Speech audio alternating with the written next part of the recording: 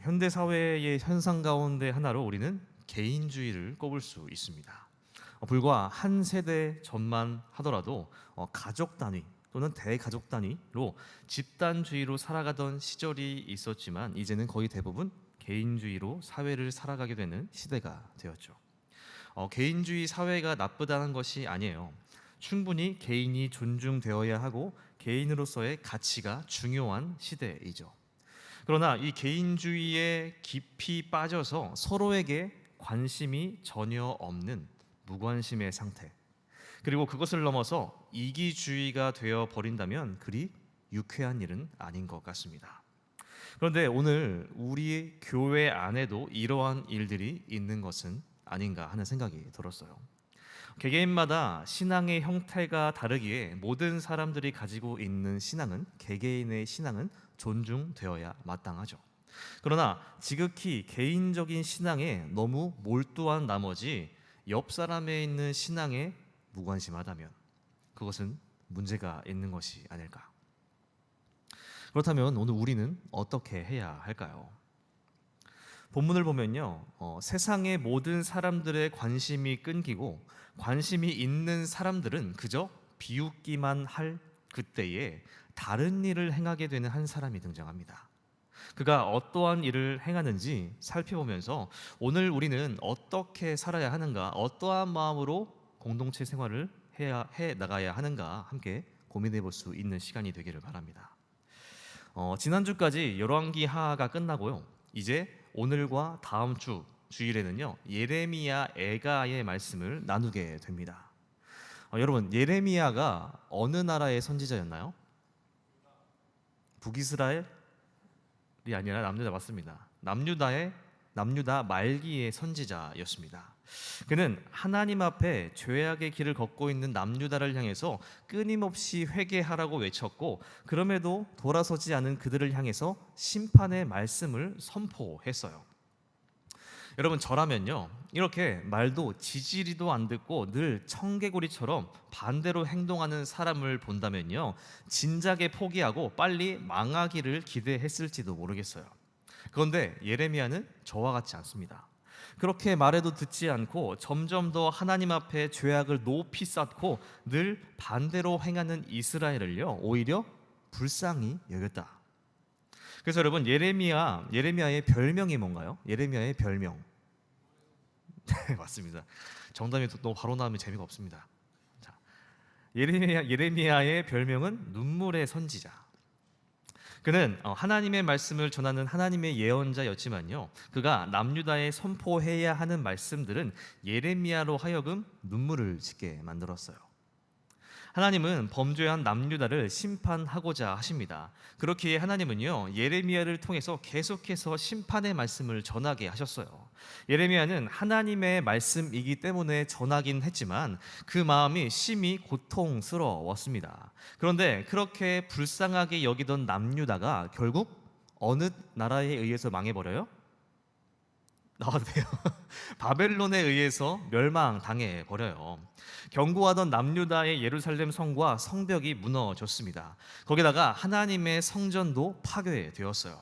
그뿐만이 아니라 수많은 이스라엘 백성들이 바벨론으로 끌려가게 되었고, 전쟁으로 인해서 그 땅에 고아가 넘쳐나고 아름다웠던 남유다 땅은 황폐하게 되었습니다. 안 그래도 남유다를 불쌍히 여기며 고통스러워하던 예레미야의 마음이 어땠을까요? 그 마음은요 슬픔으로 녹아내리는 심정이 아니었을까. 그러한 예레미야의 마음이 이 예레미야 애가에서 드러나고 있습니다. 말씀드린 것처럼 예레미야 애가는요 남유다가 멸망당한 뒤에 그 참상을 바라보며 쓰여진 것으로 보여집니다. 먼저 11절의 말씀 보겠습니다. 내 눈이 눈물에 상하며 내 창자가 끊어지며 내 간이 땅에 쏟아졌으니 이는 딸 내 백성이 패망하여 어린 자녀와 젖먹는 아이들이 성읍 길거리에 기절함이로다. 예레미야는 자신의 슬픔을 여러 가지로 표현하고 있습니다. 아마도 하나의 표현으로는 다 표현하기 어려웠기 때문인 것으로 보여져요. 여기 보면 먼저 내 눈이 눈물에 상하며 라고 표현하고 있습니다. 여러분은 지금까지의 인생 중에서 가장 많은 눈물을 흘렸던 적이 언제입니까? 남자분들은 입대할 때 좀 추태를 부리면서 눈물을 흘릴 때도 있을 수 있고, 또 어떤 분들은 가족 간의 다툼으로 인해서 눈물을 흘릴 때가 있을 수도 있습니다. 또 어떤 분들은요, 연인 관계 안에서, 또 어떤 사람들은 누군가와의 이별 앞에서 눈물을 흘릴 때가 있죠. 대부분의 경우에 좋지 않은 일을 맞닥뜨릴 때 우리는 눈물을 흘리게 됩니다. 그런데 그렇게 수많은 눈물을 흘리더라도 눈물로 인해서 눈이 상하는 경우는 흔치 않아요. 그런데 예레미야는요, 그 눈에서 얼마나 많은 양의 눈물을 쏟아냈는지 자신의 눈이 상하기까지 했다. 여기서 상했다는 것은요, 눈물로 인해서 눈이 퉁퉁 부은 정도가 아니라 눈이 쇠약해져서 볼 수 없는 상태까지 이르렀다는 것을 의미합니다. 그리고 두 번째로 내 창자가 끊어지며 라고 표현하고 있어요. 이 말은 나의 애를 다 태우고 라고 바꿔 말할 수 있습니다. 그러니까 예루살렘의 참상을 보면서 속이 다 타들어갔다. 그리고 세 번째로 내 간이 땅에 쏟아졌다 라고 하는데, 이 표현은 예레미야가 느끼는 아픔과 슬픔이 극에 달했다라는 표현입니다. 아마도 예레미야는요, 자식을 잃은 부모의 심정과 같은 마음으로 슬픔에 잠겨 있는 것으로 보여집니다. 그리고 11절 하반절을 보면요, 예레미야의 고통을 더하는 이유가 등장하고 있어요. 어린 자녀와 젖 먹는 아이들이 성읍 길거리에 기절함이로다, 이렇게 나와 있죠. 우리의 마음이 더욱 큰 연민을 느낄 때가 언제냐면요, 가난하고 어려운 사람들, 그 넘어서 가난하고 어려운 아이들을 볼 때 더 극심한 연민을 느끼게 됩니다. 저희 교회에서 캄보디아 선교를 제가 캄보디아 선교를 많이 갔던 것은 아니지만 다녀와서 피드백을 좀 들어보면요, 대부분의 경우 캄보디아 아이들의 눈을 다 기억하고 있습니다. 캄보디아 아이들을 상대하면서 그 아이들에게 연민과 사랑을 느끼고 잊을 수 없게 된 거예요. 이처럼 예레미야는요, 멸망당한 예루살렘 땅의 아이들을 보면서 그 마음에 고통이 더 극심해지고 있다는 겁니다. 예루살렘은 황폐하기만 해요. 집도 모두 파괴되어서 아이들이 잘 수 있는 곳도 없을 뿐더러 먹을 것이 없습니다. 그 상황이 얼마나 처참하기만 할까. 이러한 참상이 예레미야로 하여금 더욱 고통스럽게 하고 있다. 12절은 세 번역으로 보겠습니다. 아이들이 어머니의 품에서 숨져가면서 먹을 것, 마실 것을 찾으며 달라고 조르다가 성 안 길거리에서 부상당한 사람처럼 쓰러진다. 전쟁으로 예루살렘은 고아들로 넘쳐납니다. 그러나 그 가운데 아직 어머니의 품에 안겨 있는 아이들이 있다는 거예요. 전쟁을 지나서 어머니의 품에 안겨 있다는 것은요, 불행 중 다행일지도 모릅니다. 그런데 어머니의 품에 안겨 있는 자녀들이라고 할지라도 죽기 직전까지 먹을 것을 찾다가 없어서 곧 죽음을 맞이하게 되더라. 그 모습을 바라보는 예레미야의 마음은 어땠을까? 그의 속은요, 나을 새가 없이 계속해서 타들어가기만 했을 겁니다. 예레미야는 예루살렘의 참상을 보면서 계속해서 슬퍼하며 고통스러워하는 거죠. 이제 13절부터 보시면요, 예레미야는 예루살렘을 향하여 중보자의 마음으로 권고합니다. 13절의 말씀 보겠습니다. 딸 예루살렘이여, 내가 무엇으로 너에게 증거하며 무엇으로 내게 비유할까? 처녀딸 시온이여, 내가 무엇으로 너에게 비교하여 너를 위로할까? 너의 파괴됨이 바다같이 크니 누가 너를 고쳐줄 소냐? 예레미야는 권고를 시작하면서 예루살렘이 당한 처지가 어떠한지 그 실상을 드러내고 있어요. 어떤 증거를 갖다 대어도, 또 어떤 비유와 비교를 하여도 지금 예루살렘이 당한 처지는 그 무엇으로도 위로할 수 없고 치료할 수도 없음을 드러내고 있는 거예요. 우리는 때로 상을 당한 유족들에게 위로의 말을 전해야 할 때가 있습니다. 유족들의 마음은 본문의 예레미야와 같이 슬픔과 고통에 휩싸여 있어요. 그런 그들에게 어떤 말을 전한들 위로가 되고 또 치료가 될 수 있을까요? 이와 마찬가지로 예레미야가 어떤 방법을 쓰든 예루살렘을 치료할 수 없음을 드러내고 있는 겁니다. 그 정도로 예루살렘은 상처를 입었고 어찌 보면 더 이상 회복이 불가능한 상태에 이르렀음을 보여주고 있는 거죠. 그리고 계속해서 보시면 예루살렘이 이렇게 된 원인을 제시합니다. 14절의 말씀입니다. 내 선지자들이 내게 대하여 헛되고 어리석은 묵시를 보았으므로 내 죄악을 드러내어서 내가 사로잡힌 것을 돌이키지 못하였도다. 그들이 거짓 경고와 미혹하게 할 것만 보았도다. 예레미야가 제시하는 예루살렘 멸망의 원인은요, 거짓 선지자들의 거짓된 묵시를 받아들였다라는 겁니다. 예루살렘 땅에는 예레미야와 같이 하나님의 말씀을 온전히 전하는 사람들도 있었지만 그와는 반대로 하나님의 뜻과는 완전히 다른 것을 전파하는 거짓 선지자들이 판을 치고 있었습니다.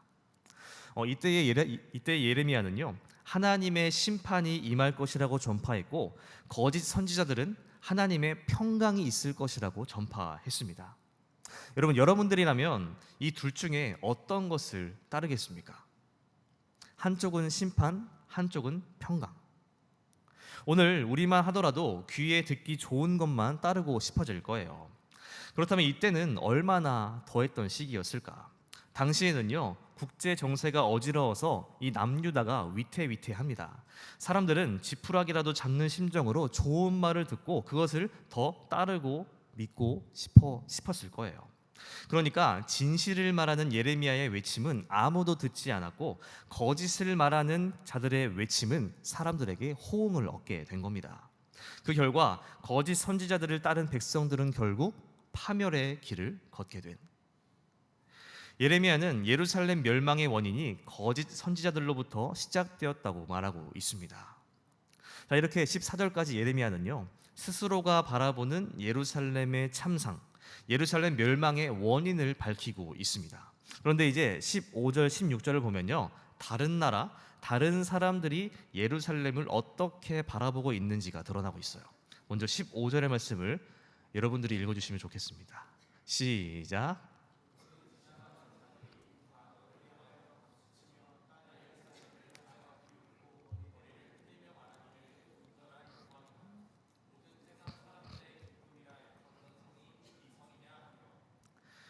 과거 예루살렘은 완전한 영광, 모든 세상 사람들의 기쁨이라 일컬어지는 성이었습니다. 그러니까 누가 보아도 부러울 만한 성읍이었다는 거예요. 그러나 이제는 지나가는 모든 사람들이 조롱하는 곳으로 변질되었다는 거예요. 여기서 말하는 지나가는 자들은 어떤 사람들을 말하는지 정확히 알 수 없으나 예루살렘을 보는 사람마다 한 사람도 빠짐없이 예루살렘을 보면서 비아냥거렸다고 할 수 있습니다. 그냥 꼴 좋다 이렇게 봤다는 거죠. 지금까지 예루살렘은 세상 사람들에게 소문이 잘 나 있었던 곳이었지만 이제는 누가 보아도 예루살렘을 보며 욕하는 곳이 되었다. 여러분, 사람들이요, 어떤 대상을 조롱할 때에는 어떤 이해관계 안에서 조롱합니다. 그런데 본문의 예루살렘은요, 어떠한 이해관계도 없는 그냥 지나가는 사람들조차도, 그냥 지나가던 똥개도 그냥 예루살렘을 조롱거리로 여겼다는 거예요. 여러분, 과거에 2010년도쯤에 IT라는 나라에 지진이 있었던 것을 기억하십니까? 2010년도에 제가 어제 찾아보니까 당시에 7.0 규모의 강진으로 수많은 건물들이 무너져 내렸고 31만 명 정도에 되는 사람들이 목숨을 잃었다고 기록되어 있더라고요. 모르긴 몰라도 본문의 예루살렘의 상황보다 더하면 더했지 덜하진 않았을 겁니다. 여러분, 그때 주변의 수많은 나라들이 어떻게 한 줄 기억하시나요? 주변의 수많은 나라들이 너나 할 것 없이 구호 물품을 보내고 봉사자들을 보내서 IT라는 나라가 다시 일어설 수 있도록 최선을 다해 도왔던 적이 있습니다. 여러분, 이처럼 잘 알지 못하는 하나의 나라가 어려움을 당했을 때에도 전 세계가 한 마음으로 도움의 손길을 뻗칩니다. 그런데 본문의 예루살렘의 상황은 완전히 정반대라는 거예요. 예루살렘이 어려움을 당했습니다. 길거리에 고아가 넘쳐나고 자녀들도 목숨을 잃기 일쑤예요. 그런데 주변의 모든 나라들은요, 도움의 손길을 뻗기는커녕 비아냥대고 조롱하고 있다는 겁니다. 예루살렘의 처지가 어려운 것도 어려운 것이지만 그 누구도 돕지 않고 조롱하고만 있다는 사실이 예루살렘의 현실을 더욱 비참하게 만들죠. 16절입니다. 내 모든 원수들은 너를 향하여 그들의 입을 벌리며 비웃고 이를 가며 말하기를 우리가 그를 삼켰도다. 우리가 바라던 날이 과연 이 날이라. 우리가 얻기도 하고 보기도 하였다 하도다. 이해관계가 없는 모든 사람들이 예루살렘을 조롱한다면 원수들은 어떨까요? 그보다 훨씬 더하겠죠. 예루살렘이 보란 듯이 크게 웃어대면서 이를 갈면서 이야기했다는 거예요. 때로 어떤 기분 좋은 일을 만났을 때 입술을 부르르 떨면서 말하게 될 때가 있지 않습니까? 원수들은 예루살렘의 참상을 보면서 꼴 좋다 이런 마음으로 기뻐하면서 다른 어떤 사람들보다 예루살렘에 대해서 악의적인 마음으로 그들을 조롱했다라는 거예요. 그러면서 17절은요, 예루살렘이 당하게 된 모든 일들, 곧 아이들이 죽게 되며 모든 나라가 예루살렘을 조롱하게 된 모든 일들이 다름 아닌 하나님으로 인한 것임을 밝히고 있습니다. 이것은 여호와 하나님께서 이스라엘의 죄악으로 인해 정해두신 심판을 성취하셨다는 것을 의미해요. 예루살렘 성과 성벽이 무너지고 고아들이 넘쳐났으며 백성들이 바벨론 포로를 끌려가게 되고 모든 사람들의 조롱거리가 된 모든 일들이 다름 아닌 하나님이 이루신 이름을 밝히고 있는 거죠. 그러니까 예루살렘 회복을 위해서는 무엇을 해야 한다는 걸까요? 예루살렘 회복을 위해서는 우상에게 빼앗겼고 거짓 선지자에게 빼앗겼던 그 마음을 하나님께로 되돌려야 한다.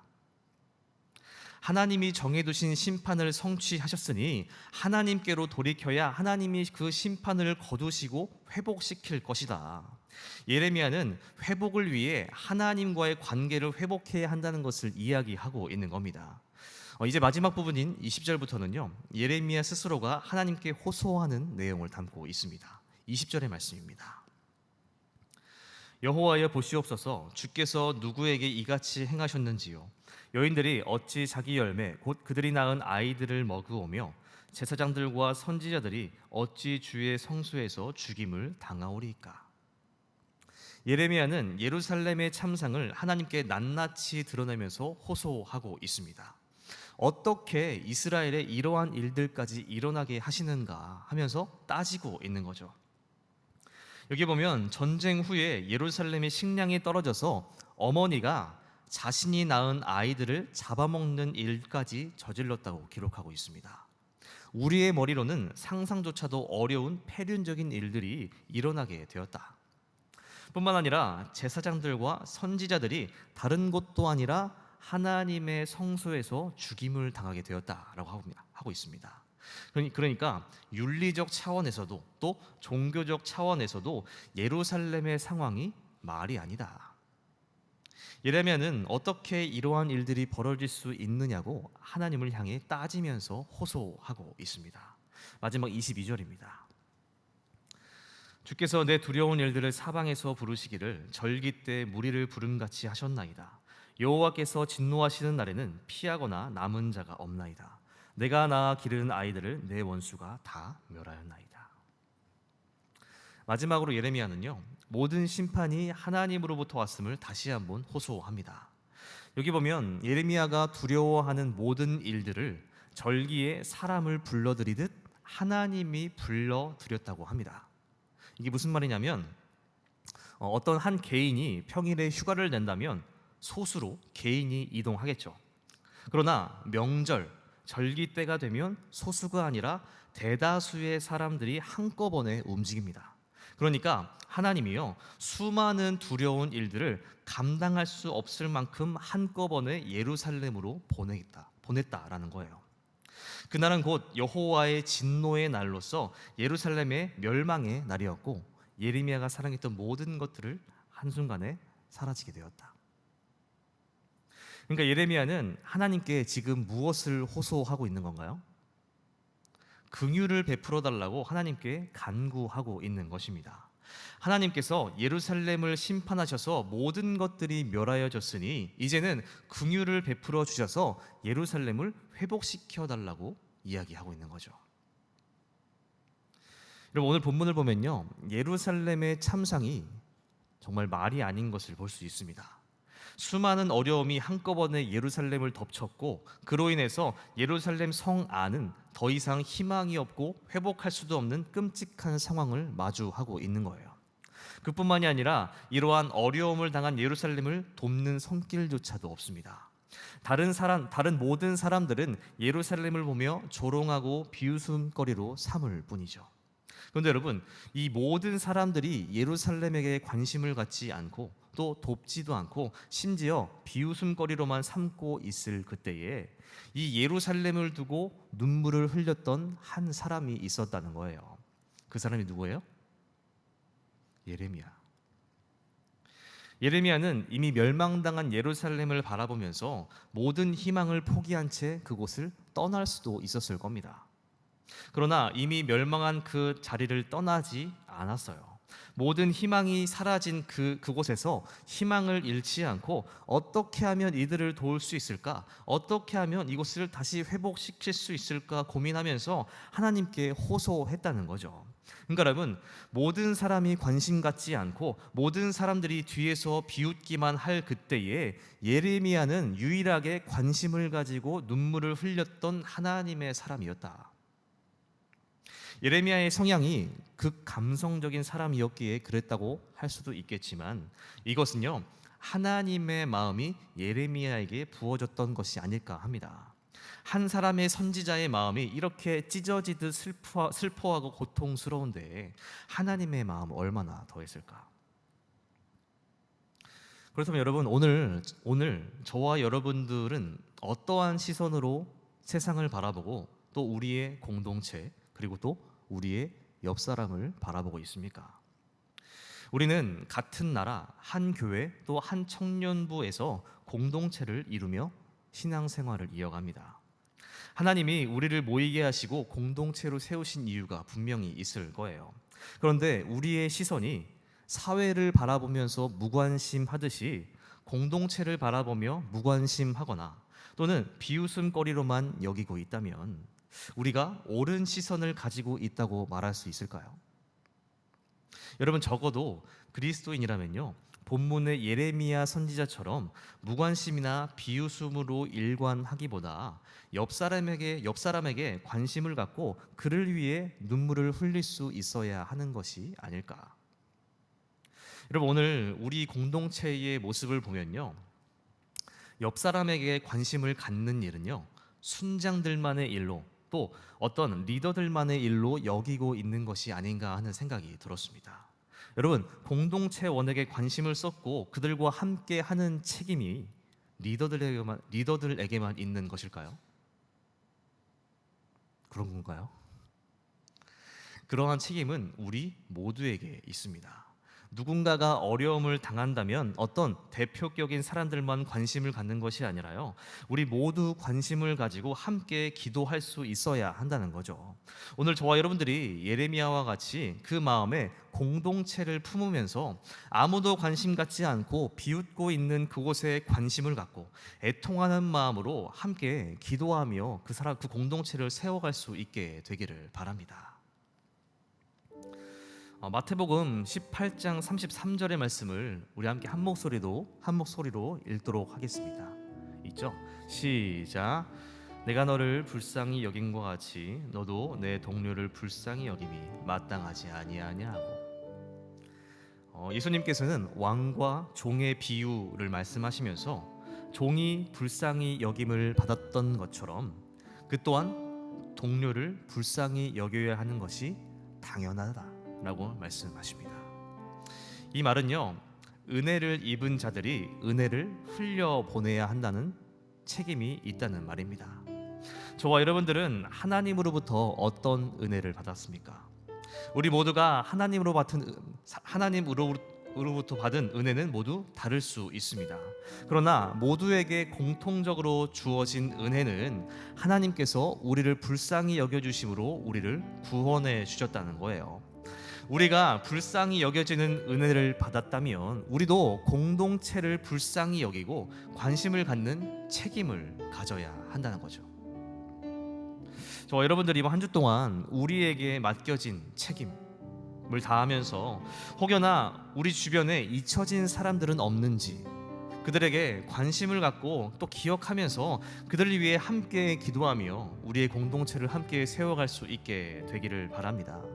그러한 모습으로 하나님께 우리 청년부의 모습을 올려드리는 우리 한 사람 한 사람 될 수 있기를 바랍니다. 함께 기도하겠습니다.